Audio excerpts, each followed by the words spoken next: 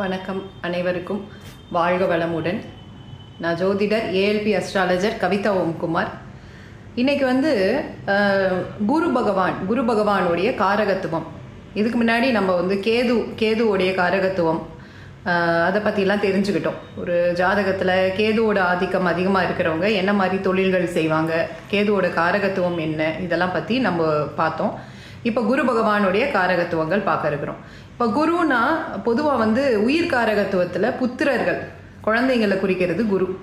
அதே மாதிரி ஒரு மத குரு, ஆசிரியர், இது எல்லாமே குருவை குறிக்கக்கூடியது. அமைச்சர்கள், அதே மாதிரி ஒரு ஆண் ஜாதகத்தில் அந்த ஜாதகரை பற்றி சொல்லக்கூடியது, நல்லா புத்திமதி சொல்லக்கூடியவங்க, வழிகாட்டக்கூடியவங்க, இவங்க எல்லாருமே குரு உடைய தன்மை அதிகமாக இருக்கிறவங்களா இருப்பாங்க.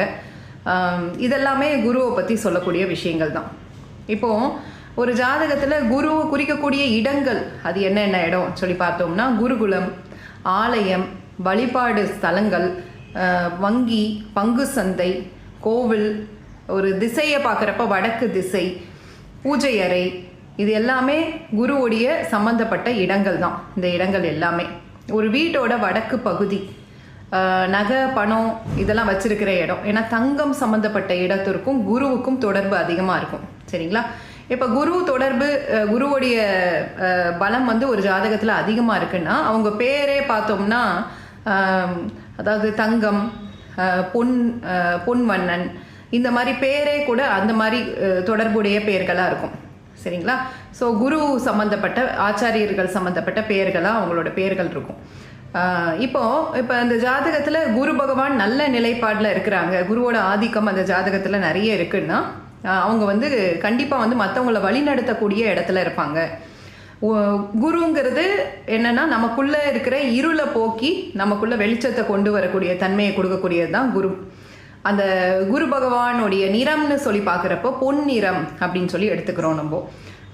அந்த பொன்னிறம் அப்படிங்கிறது, அந்த பொன்னிறம் அப்படிங்கிற தன்மையை நமக்குள்ளே அதிகமாக அதாவது கொண்டு வர அந்த கோல்டன் எல்லோ அப்படின்னு சொல்லக்கூடிய அந்த தன்மையை அதிகமாக நமக்குள்ளே கொண்டு வர நம்ம நல்ல ஒரு ஆற்றல் மிகுந்த நபராக நம்ம மாறுவோம்.